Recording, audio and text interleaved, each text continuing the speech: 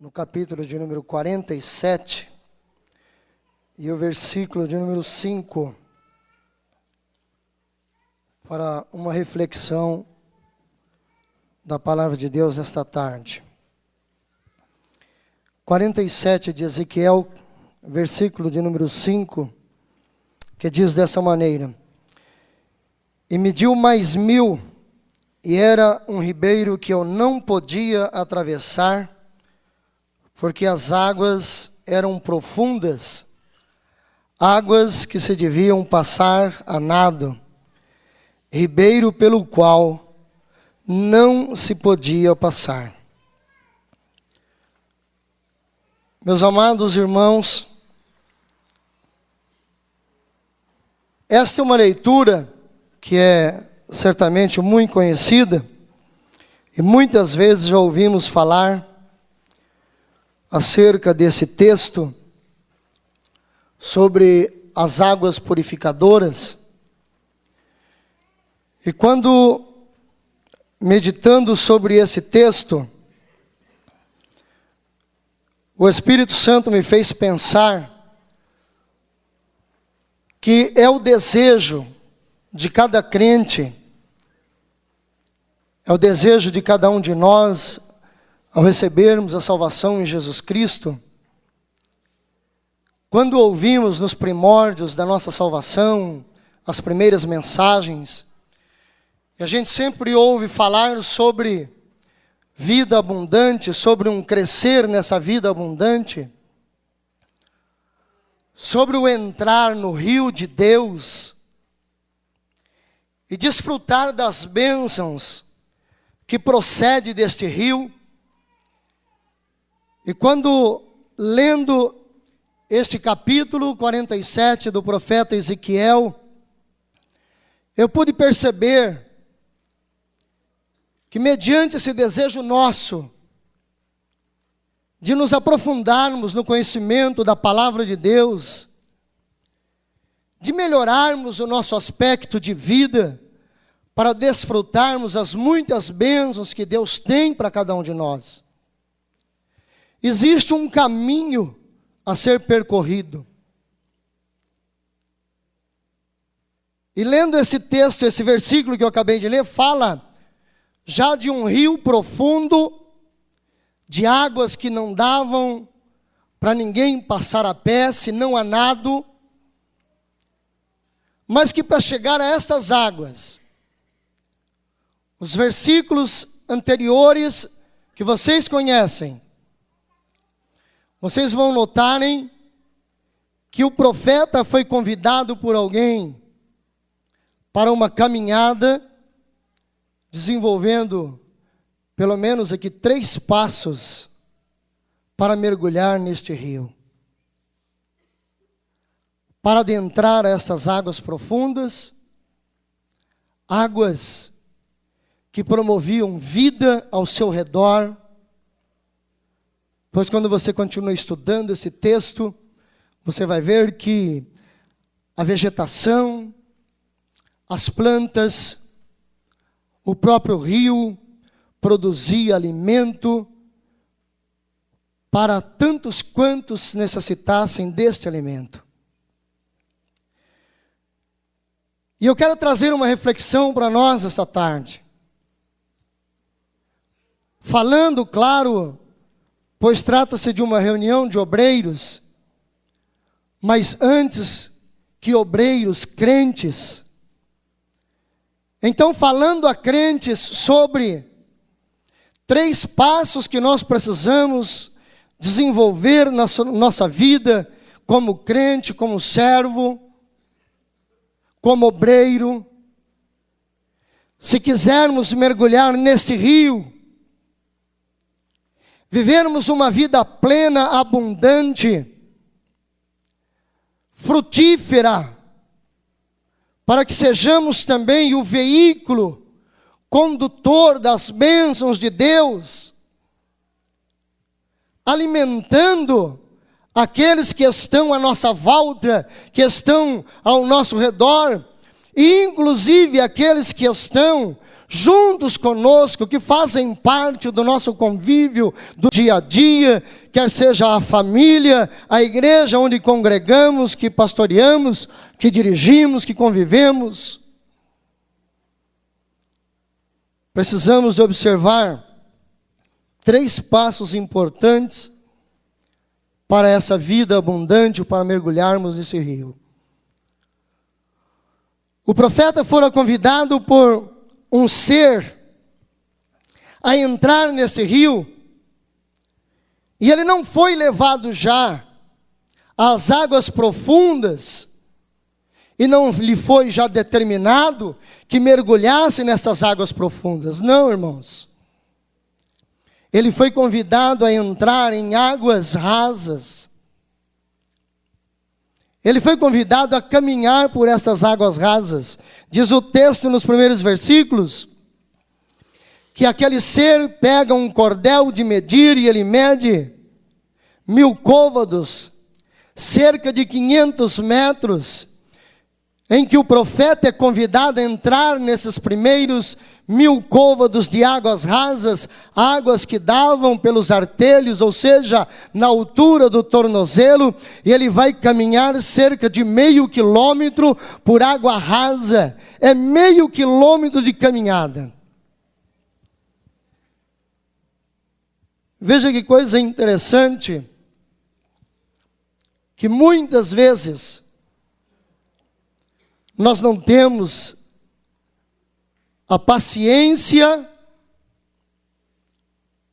não temos as condições de enfrentarmos esta prova. Possivelmente, se hoje alguém fosse convidado desta maneira, sem uma explicação maior, o que ele vai encontrar, o que ele vai vivenciar lá na frente, e ele fosse convidado a entrar num leito de rio nessas condições, de águas tão rasas, em que estivesse somente à altura do seu tornozelo, dos seus artelhos, para caminhar por cerca de meio quilômetro, andando sob essas águas. Talvez alguns tivessem paciência de caminhar 50, 100, 150, 200 metros. Falar, mas ficar caminhando nessa água rasa? Se eu posso caminhar à margem do rio, e alguém desistiria, sairia fora das águas rasas. Porque água rasa fala também de um leito de rio, certamente forrado de pedras, de cascalho.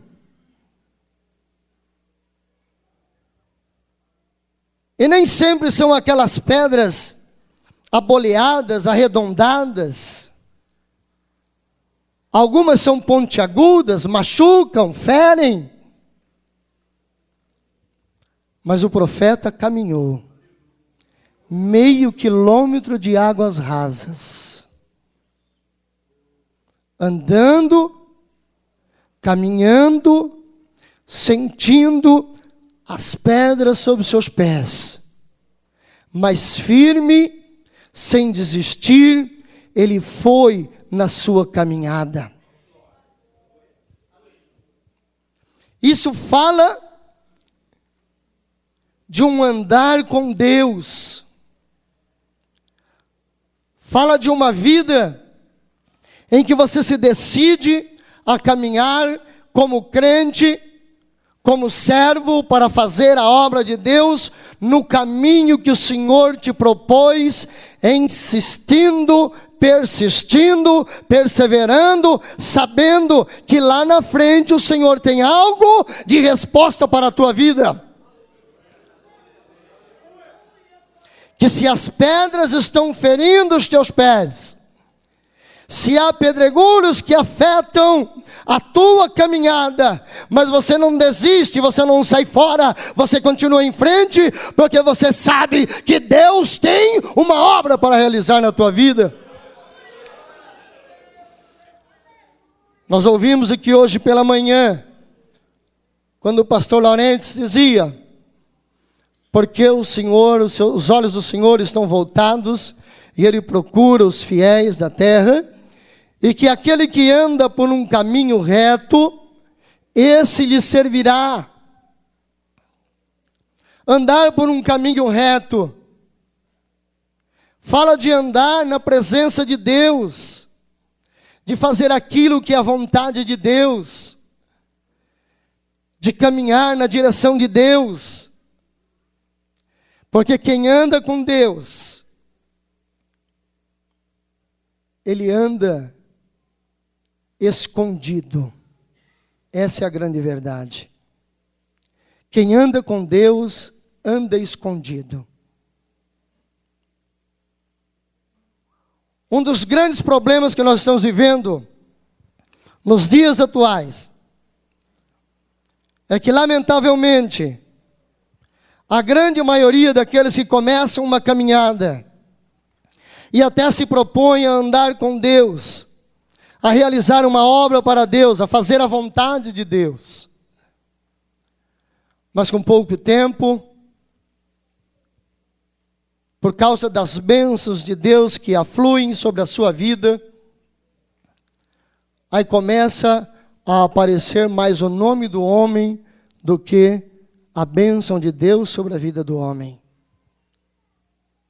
Não, eu não sou mais pastor para uma congregaçãozinha pequena. O ministério tem que me ver. A diretoria precisa me ver. Precisa me colocar numa congregação melhor, numa congregação mais central, numa congregação acabada, terminada, recém-construída. Eu já tenho uma formação, eu já tenho uma experiência. Não, queridos. Aquele que anda com Deus, ele anda escondido. Ninguém vê ele mesmo, não. Quem vê ele é Deus. E quem olha para ele, não vê outra coisa, vê Deus na vida dele. A congregação é pequena, mas o poder de Deus está lá. O Senhor está salvando, está curando, está batizando com o Espírito Santo, está promovendo a sua obra, está acontecendo milagres, porque Deus está na vida do homem. E o homem que anda com Deus, ele não é visto, é Deus que é visto na vida dele.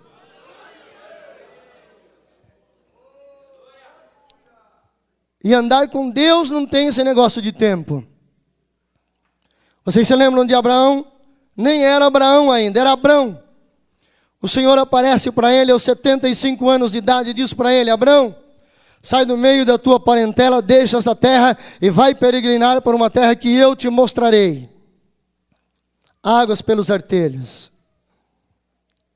E Abraão sai da sua parentela, ele deixa aquela terra e ele passa a peregrinar, e está peregrinando. Ele está andando com água só pelos artelhos, pedras que ferem os seus pés. 24 anos depois, o Senhor aparece novamente a ele e diz: Abraão, anda na minha presença e ser perfeito. Oh, irmãos, 24 anos andando com Deus. E Deus aparece e diz: Abraão, anda na minha presença e ser perfeito. Há quanto tempo você está no ministério? Há quanto tempo você está na direção de uma congregação? Há quanto tempo você está ajudando o ministério, o teu dirigente, o teu pastor? Há 5 anos? Há 2 anos? Há 1 ano e meio? O pastor não está me vendo? O Senhor está te dizendo nesta tarde: anda na minha presença e ser perfeito. Aleluias. O pastor não me vê. Eu estou na congregação há tanto tempo. Alguém chegou agora recentemente, já é o co-pastor, já é o superintendente da escola bíblica dominical, já tem a confiança do pastor para estar executando tarefas, para estar representando ele em algumas festividades. Não te importa com isso, anda na presença do Senhor e ser perfeito. O Senhor está te vendo.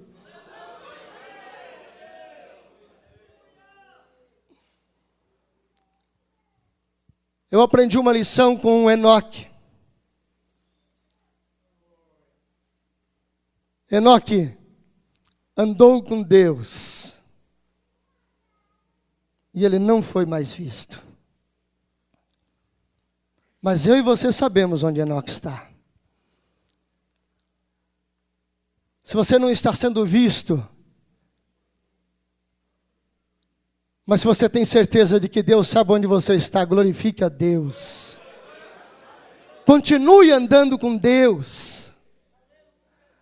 Andar com Deus, queridos, é pagar preço. Andar com Deus é suportar a cruz de cada dia.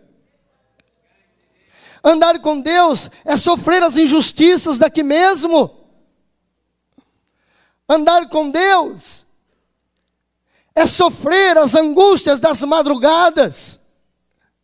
Quando muitas vezes você se sente a sós, não tem um companheiro ao teu lado para te amparar, para te ajudar, mas que quando você coloca a cara no pó, o Senhor te visita e te diz: meu servo, eu sou contigo, continua nessa caminhada, eu sou contigo.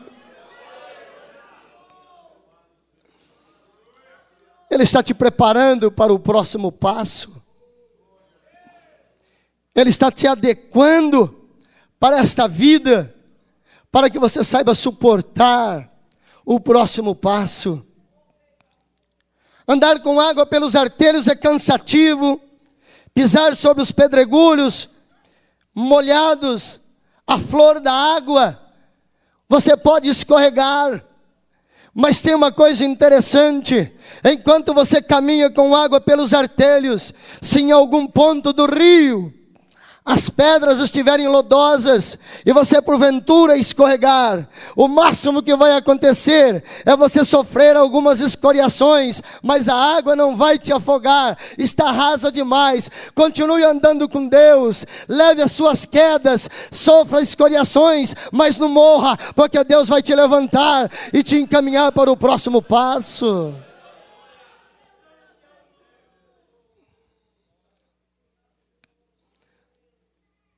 Quem anda com Deus não é visto.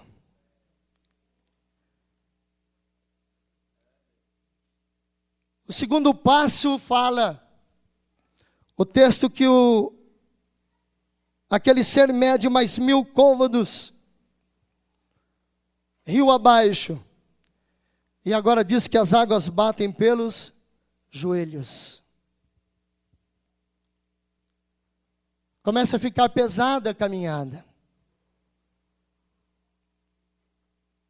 Quem já andou na água sabe o que isso representa.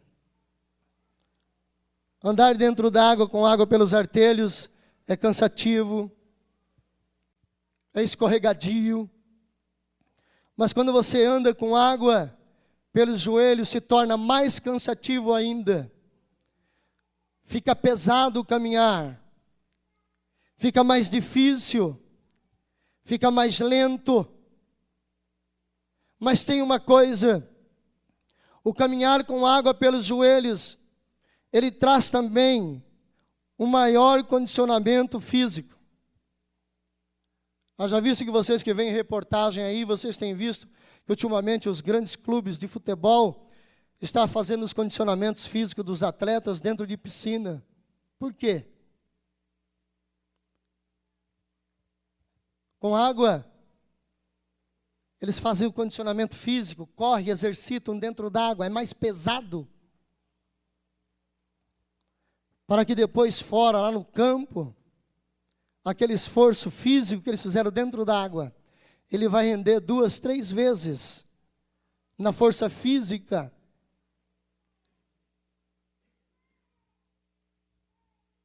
Andar com água pelos joelhos, sabe o que quer dizer?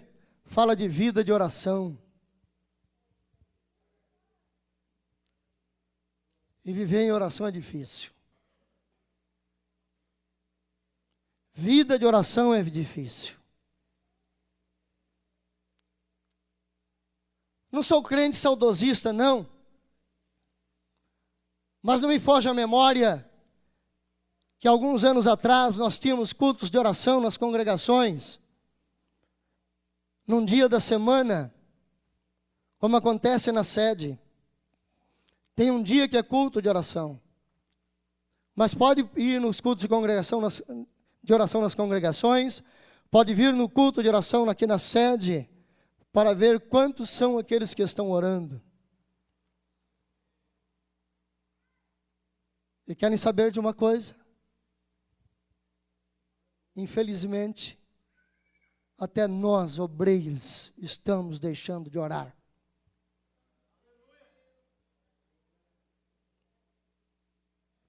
As consagrações pelos domingos de manhã, como é que anda?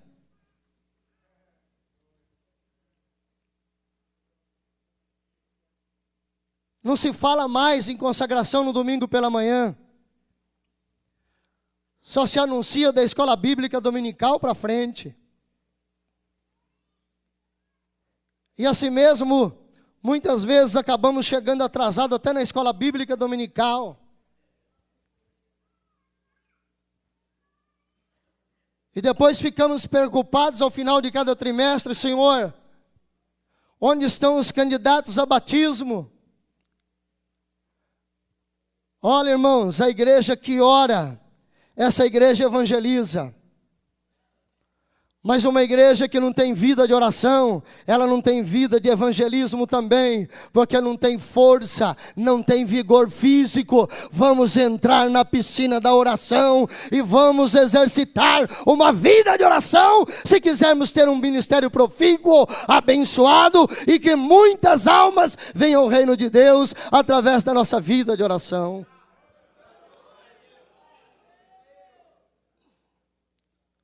O Senhor Jesus deu esse exemplo. Ele próprio, ele sentiu o que seria a responsabilidade de estar orando. E ele mesmo diz aos discípulos, para que orassem, vigiassem, para que não caíssem na tentação do diabo. E nós temos deixado uma vida de oração que nos está proposta, nos está aberta, para que nós venhamos a viver esta vida de oração, de consagração, para que nós experimentemos qual seja a boa, perfeita, agradável vontade de Deus, que é o derramamento do Espírito Santo sobre a igreja dos nossos dias. Irmãos, nós não estamos vendo quase batismo com o Espírito Santo mais nos nossos dias. Não acontece mais, irmãos.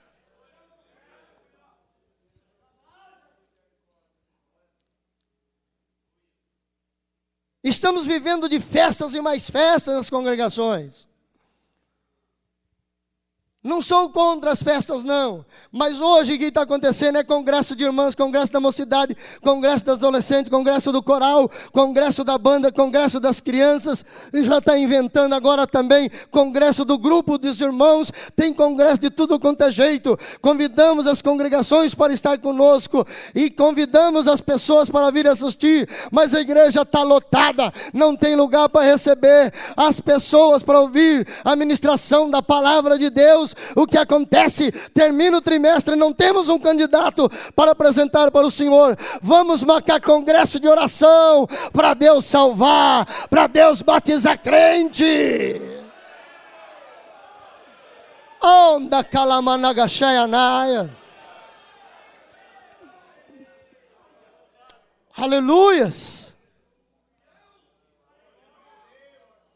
E é insistir, irmãos. Andar meio quilômetro com água nos joelhos, os atletas por aí, eles entram dentro de uma piscina, quem sabe talvez com 50, 75 metros de extensão, 2, 3 caminhadas e alguém tem que sair fora, mas nós temos que caminhar muito mais que isto.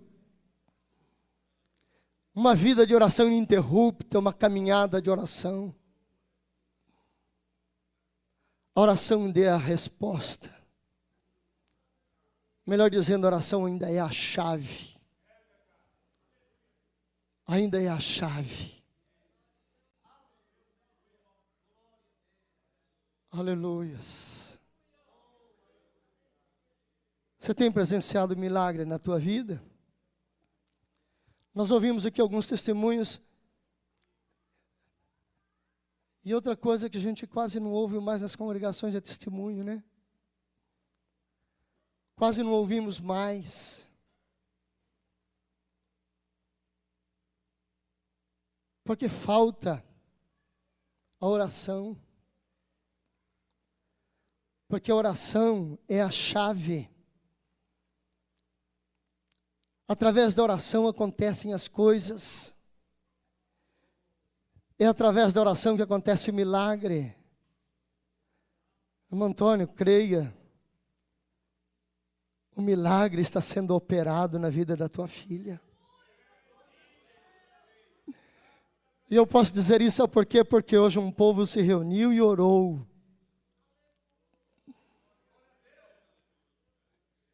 Aleluias. E um dia eu chegava na minha casa também. E a Leia dizia para mim, olha, nem coloca o carro. Esse tempo era gerente de um setor do mapping.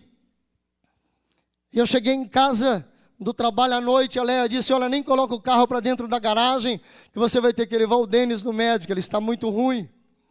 Mesmo assim eu coloquei o carro na garagem, entrei, ela falou, então nem tranca, porque você vai ter que sair. E eu entrei em casa e disse, o que está acontecendo? Ela disse, eu não sei o que é, mas o menino está cometido de uma febre que vai e volta. Eu já dei antitérmico para ele, mas cada vez que eu dou, a febre diminui, quando volta pior. E eu então entrei no quarto onde estava o meu filho. E quando eu coloquei a minha mão sobre a fronte dele, eu nem consegui ficar com a mão sobre a fronte dele, tanto era o calor daquela febre. Mas eu disse para ele, filho, você crê que se o pai orar agora, você vai ser curado? E ele com aquela vozinha fraca, debilitada, os lábios ressequidos daquela febre, ele disse, eu creio, pai. E eu orei ali naquele momento e disse, Senhor, em nome de Jesus Cristo, eu repreendo esta febre agora, que sai agora. E eu disse para Leia, vê se ele está com febre. E ela olhou e disse, não, a febre desapareceu. É oração, irmãos. É oração. É vida de oração.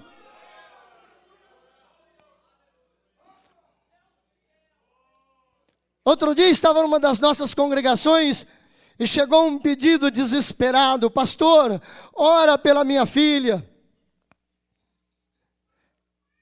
Ela acaba de ter uma criança. E ela se envolveu com um rapaz, um viciado em drogas, e dessa relação ela ganhou uma gravidez e agora nasceu a criança. E a criança acabou de nascer, os médicos examinaram ela e ela deu soro positivo, ela é portadora do HIV. Por culpa do pai, acabou de nascer a criança idética. Mas eu creio que se a igreja orar agora, o Senhor é poderoso para operar um milagre. Nós levantamos a congregação em oração naquele momento, e o nome do Senhor foi glorificado, porque no dia seguinte aquela mulher voltou no hospital, pediu revisão dos exames, os médicos examinaram de novo, disseram, minha senhora, acabamos de examinar. Ela disse, não, mas eu quero que o senhor examine outra vez. E os médicos pediram os exames, e eles disseram, eu não sei o que aconteceu de ontem para hoje, agora deu negativo, a criança está limpa. É oração da igreja. Esta igreja precisa voltar às suas origens de oração. Orar para Deus salvar, para curar, para libertar, para salvar o mais perdido pecador. E o Senhor vai responder a nossa oração. Aleluias.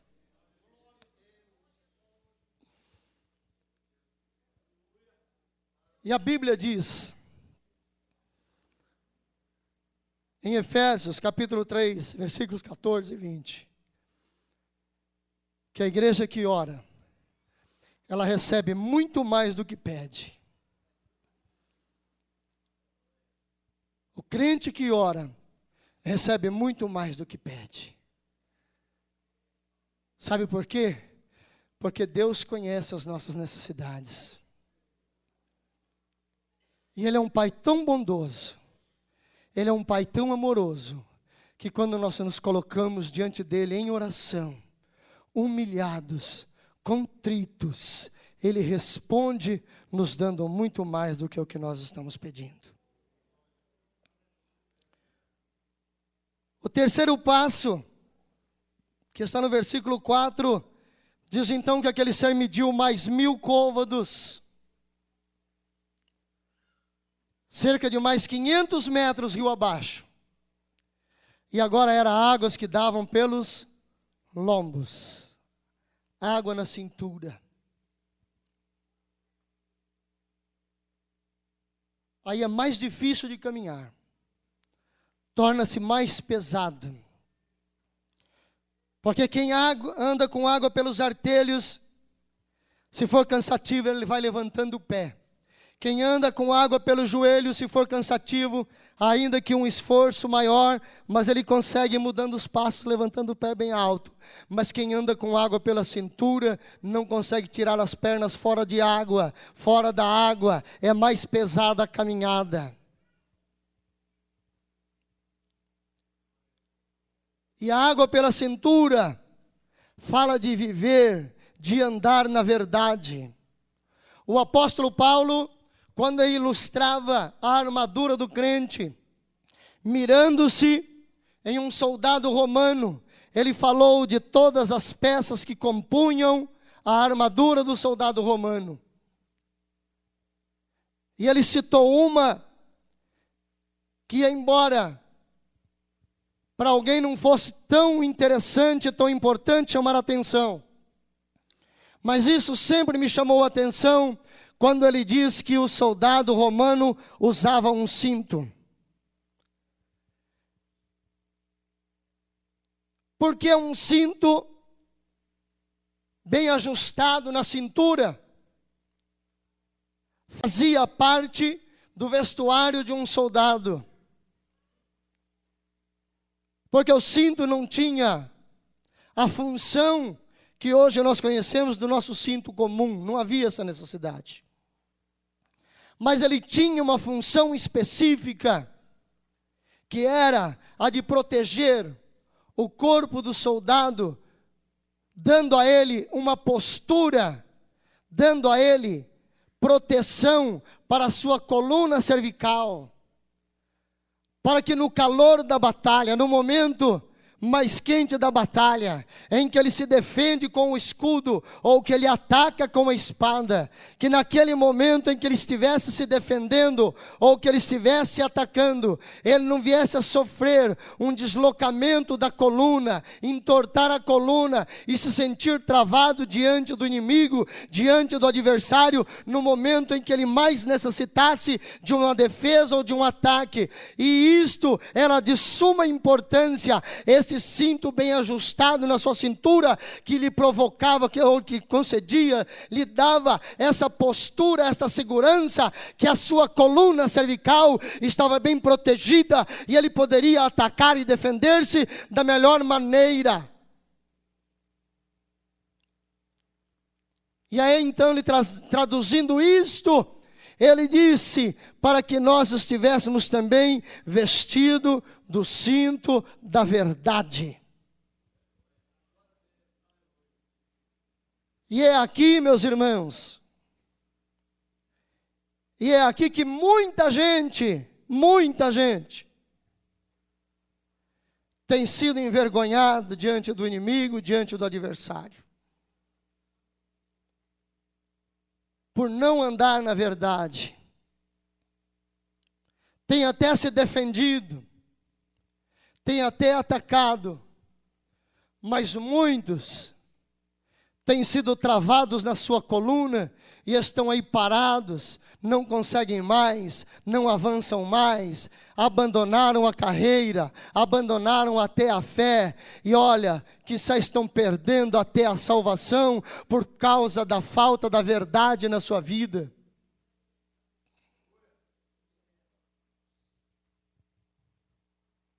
Não usam de verdade dentro de casa, não usam da verdade com a sua própria família, que dirá a verdade na igreja.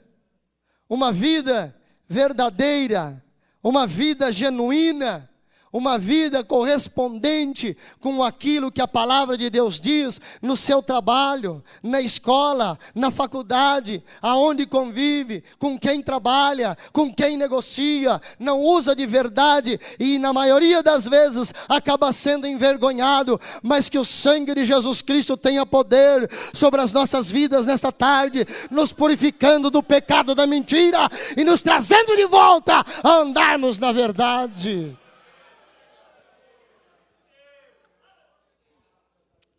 Aleluias.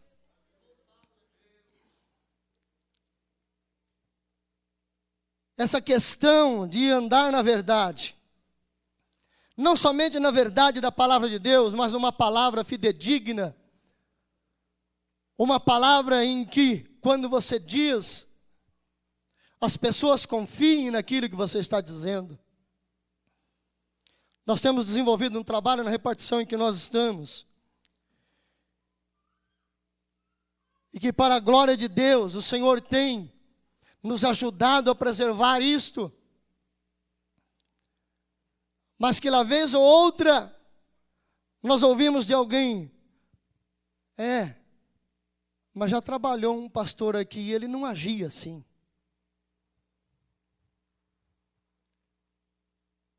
Inventava algumas situações para não se fazer presente no trabalho.